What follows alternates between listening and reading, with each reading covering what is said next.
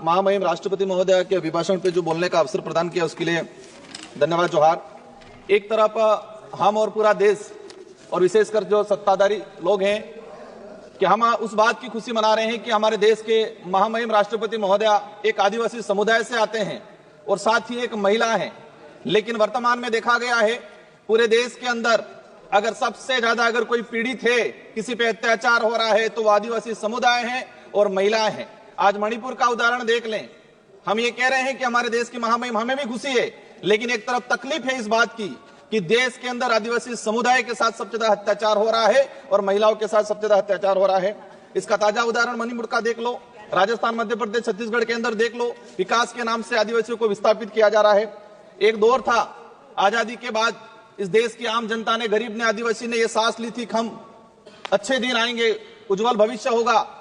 हमने देखा है वो दौर कि आज से 20-25 साल पहले आदिवासी गरीब दलित व्यक्ति अपनी जरूरतें पूरी करने के लिए, अपने बच्चों को पढ़ाने के लिए, अपनी बीमारी का इलाज कराने के लिए जमीन और जेवरात गिरवी रखता था। लेकिन आज देखा गया है, आज से 20 साल पहले जमीन और जेवरात गिरवी रखता था और आज इतना मजबूर हो गया है कि कई इलाके के अंदर यह देखा गया है कि आदिवासी समुदाय अपने बहन बेटियां या अपने छोटे बच्चे को गिरवी रख रहा है। आज उस हमारे डबल इंजन की सरकार है, राजस्थान के अंदर कोटड़ा में आए दिन घटनाक्रम हो रहे हैं कि आदिवासी समुदाय के ऐसे हालात हो गए हैं, इन पहाड़ों के अंदर सरकार की योजना कागजों में रहती है, धरातल पर नहीं पहुंच पाती है। और कई ऐसी घटना सामने आई है कि इन परिवारों ने बच्चों को गिरवी रखा है, नाबालिग बच्चों को गिरवी रखा है गुजरात के अंदर, कई इलाके के अंदर। ये छोटा मोटा आंकड़ा नहीं है, ये आंकड़ा सैकड़ों में आया हुआ है और हम बड़ी बड़ी बातें कर रहे हैं। महामहिम सभापति महोदय, आज ये देखा गया है कि हम आत्मनिर्भर की बात कर रहे हैं।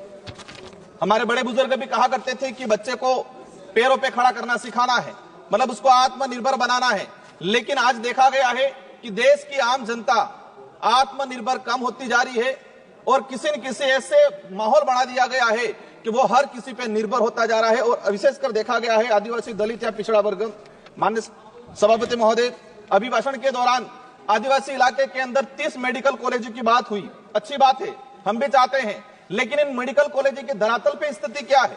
कई ऐसे केस आए हैं, एक डिलीवरी महिला उस मेडिकल कॉलेज में जा रही है, सोनोग्राफी के लिए चिट्ठी लिखवा रही है और उसका नंबर आ रहा है 1 महीने बाद, तब तक तो बच्चा पैदा हो रहा है और बच्चे का नामकरण भी हो रहा है, तब तक नंबर आ रहा है। कई ऐसे केस आए, हमारे डूंगरपुर का केस आया था कुछ समय पहले, जब व्यक्ति गया इलाज के लिए, उसका नंबर आया 1 महीने बाद और तब तक उसका अंतिम संस्कार हो गया था।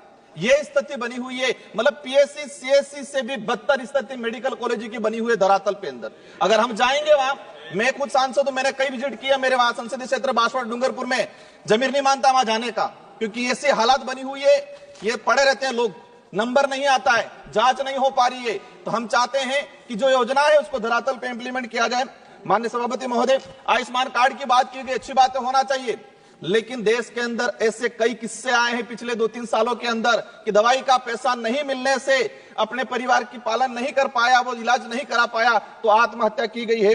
माननीय सभापति महोदय, बिरसा मुंडा जी के लिए जनजाति गौरव दिवस मनाया गया, हम भी स्वागत करते हैं, इसकी घोषणा हुई, लेकिन सिर्फ घोषणा होने से, मनाने से नहीं जमेगा। बिरसा मुंडा जी चाहते क्या थे, उनके विचार क्या थे, उनके उद्देश्य क्या थे, इन पे हमें काम करने की जरूरत है। आज वो जल जंगल जमीन का बात करते थे, अबुआ दिसम अबुआ राज की बात करके गए थे वो, लेकिन आज क्या हो रहा है, जल जंगल जमीन उद्योगपतियों को दिया जा रहा है भेंट में और वहां पर खत्म किया जा रहा है। बिरसा मुंडा जी के उपदेशों पे जाना पड़ेगा, उनके विचारों पे जाना पड़ेगा, सिर्फ जनजाति गौरव दिवस मनाने से काम नहीं चलेगा।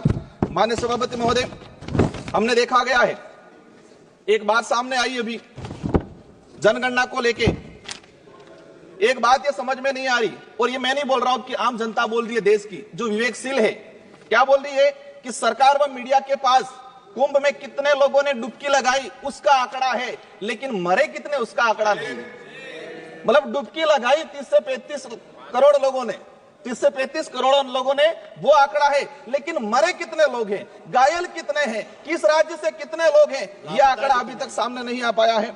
माननीय सभापति महोदय, जल जीवन मिशन की बात हुई, जल जीवन मिशन से हमें भी लगा, लेकिन मैंने इसी सदन में क्वेश्चन लगा के निकलवाया है कि आदिवासी बाहुल्य क्षेत्र के अंदर मैं मेरे संसदीय क्षेत्र की बात करूं, जल जीवन मिशन में हमारा जो जैसे जिला आता है प्रतापगढ़ 30% उपलब्धियां प्राप्त हुई, उदयपुर में 31%, डूंगरपुर के अंदर 27% और बांसवाड़ा में 24%। मतलब 24% घरों तक नल पहुंचाने के लिए अभी तक टारगेट ट्राइबल इलाके के अंदर हुआ है, वो भी कागजों में, लेकिन धरातल पे स्थिति कुछ और है। माननीय सभापति महोदय, हमारा वहां पर करना बैक वाटर सरकार में हमने सेंक्शन कराया था, लेकिन उसका आज तक वर्क ऑर्डर नहीं किया। अंत में एक लाइन, एक मिनट का सर रहा है। आज देखा गया है ये देश तब महत्वपूर्ण या तब मजबूत रहेगा जब इस देश के अंदर रहने वाला प्रत्येक धर्म, प्रत्येक जाति के अंदर भाईचारा रहेगा। राजस्थान के अंदर धर्मांतरण को लेके एक विधेयक आया, हम चाहते हैं शांति से रहना चाहते हैं, हम नहीं चाहते कि आदिवासी को आदिवासी से लड़ाया जाए। नहीं बोलना चाहते, ओवैसी जी प्लीज, ओवैसी जी प्लीज। नहीं सर, नहीं ओवैसी जी प्लीज।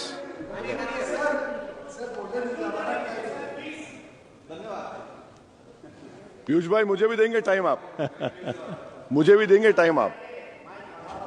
हाय हाय, ठीक है राजकुमार जी आप बोलिए। माइक तो ऑन करें। चलिए सरकार की बात। सर हकीकत ये है, मैंने ये ऑथेंटिक आंकड़े के साथ बोल रहा हूं कि जिस स्कूल के अंदर आज से 10 साल पहले सरकारी स्कूल में 200 बच्चे पढ़ रहे थे, उसी स्कूल में आज 50 बच्चे पढ़ रहे हैं। ट्राइबल इलाके के अंदर 3-3 क्लास के बच्चे एक रूम में बैठ रहे हैं, किस क्वालिटी का एजुकेशन जा पाएगा? मैं आपके माध्यम से सरकार से यही अनुरोध करना चाहूंगा, हमें कुछ नहीं मिले चलेगा, गरीब आदिवासी दलित को अच्छा एजुकेशन, अच्छा हेल्थ मिलना चाहिए, वो अपने आप सारी चीजें कर लेगा। इन्हीं शब्दों के साथ धन्यवाद, आभार और विशेषकर मंत्री जी का।